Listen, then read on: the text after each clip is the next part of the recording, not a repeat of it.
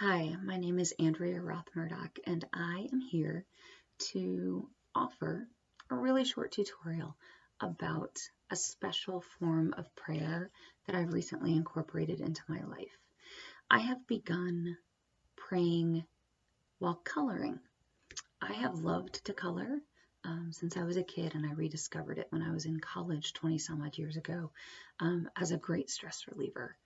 And something that I've been able to do in the past few months is create a prayerful structure around my coloring, and it's something that I'm really diving deeper into and wanted to share with you. One particular choice that I've made in the coloring is to specifically focus on coloring mandalas. Now, mandala is simply the Sanskrit word for circle, and while some people who practice Western religions struggle with incorporating Eastern practices, other people do it pretty fluidly, whether that's yoga for breathing exercises and body stretches, or mandalas.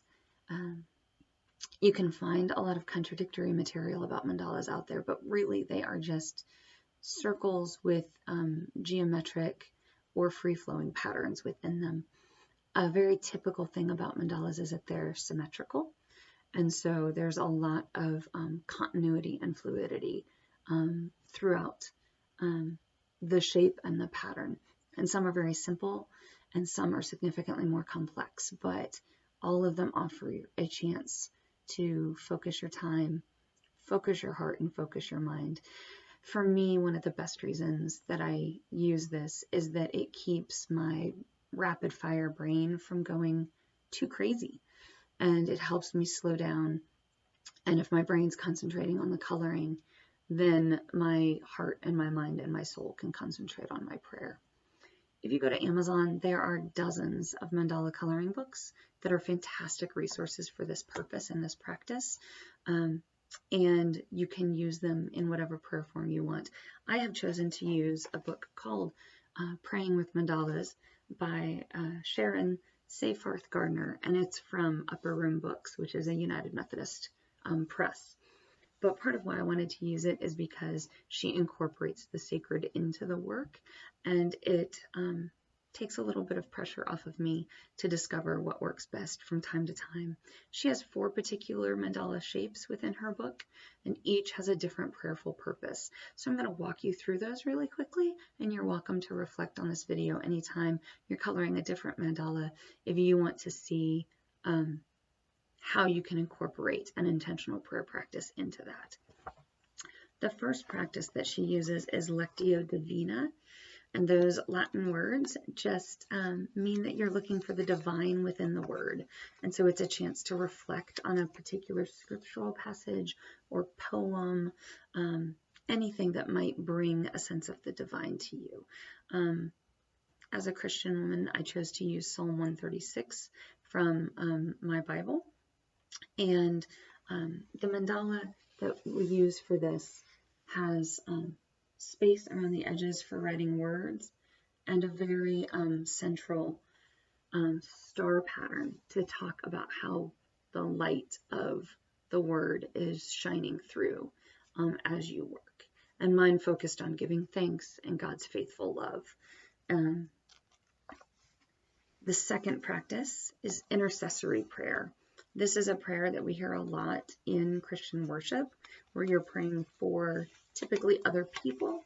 Sometimes it's people you know, like your family. Sometimes it's people you don't know, like a culture across the world that just suffered from a tsunami or something like that. This practice mandala has circles where you can put the names of loved ones or people that you care about, and then take your time to color within that.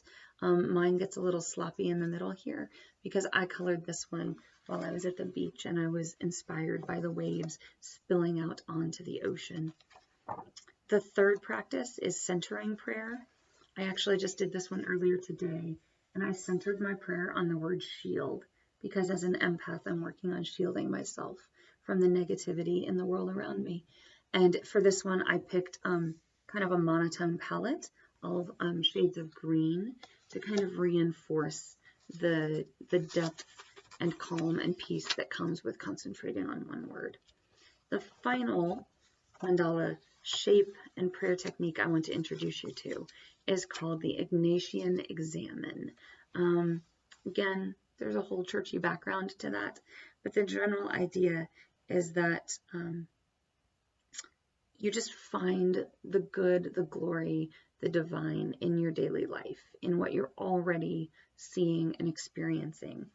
And this one has a quote from John Wesley about his heart being strangely warmed. And I was sitting in a courtyard next to a chapel, so I chose colors that reflected the brick and stained glass windows of the chapel and the sunlight that I was feeling during a lunch hour in the courtyard, but also representing the way Wesley's heart was warmed by the Word of God. Like I said, there are tons of options for this style of prayer, and you can make it your own, or you can use guidance like I've done.